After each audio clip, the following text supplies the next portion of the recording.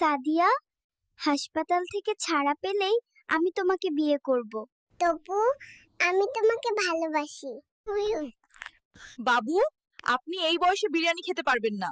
আমার বাবা 1 লাখ টাকায় এই কেবিন ভাড়া করেছেন, আমি যা খুশি। হেই ডাক্তার, আমার গার্লফ্রেন্ড কোন কেবিনে জন্ম হয়েছে? ঠিকানা দে, না হলে আমি তোমাকে ঘুষি মারবো।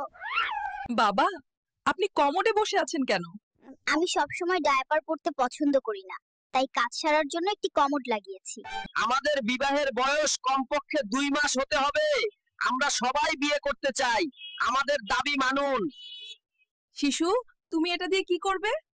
হাসপাতালের নার্স আমাকে খোঁচা দিতে আসছে, তার আগে আমি প্রস্তুত। আমি তাকে খোঁচা দেব। ডাক্তার, আমি কখন বড় হব?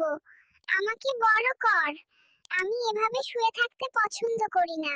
সোনা, কেমন আছো? পৃথিবীতে এসে কেমন লাগছে তোমার? চুপ কর বদমাশ, বড় হতে দাও, তারপর ইন্টারভিউ দেব।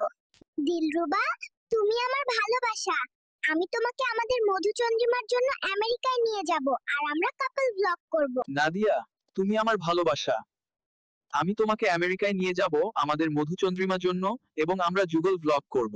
এই ডাক্তার, তোর সব নার্স কোথায়? আমি তো মলত্যাগ করে ফেলেছি। আমার ডায়াপার পাল্টে দে, না হলে আমি